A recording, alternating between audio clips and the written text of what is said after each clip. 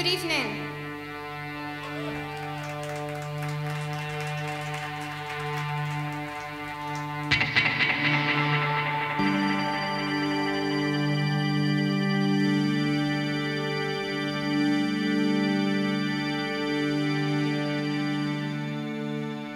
When I started playing music from a very young age, it really grew as a very slow, burning obsession, and I didn't really have a plan to pursue it. It's more like it started to consume me, and I did have a nice little gang of friends, and we used to play together and make jam bands, and we had somewhere really cool to rehearse.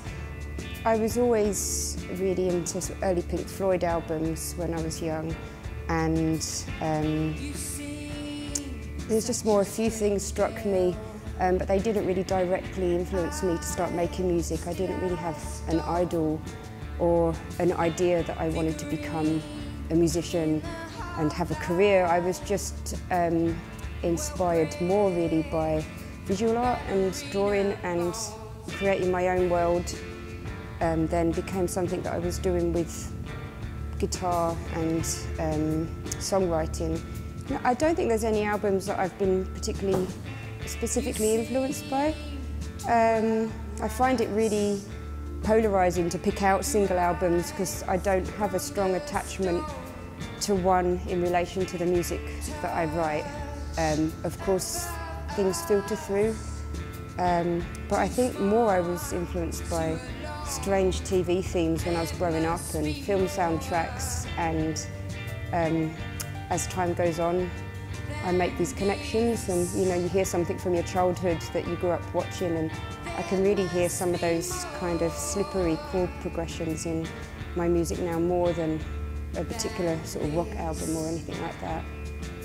I really wanted to make a record before I die, which could obviously, or before I stop making music, that is really honest sonically, and the emotions that come with that honesty, where all of the microphones have bleed, so there's no escape. As a singer, you have to sing with the band, you can't go and redo anything, you can't redo guitar solos, and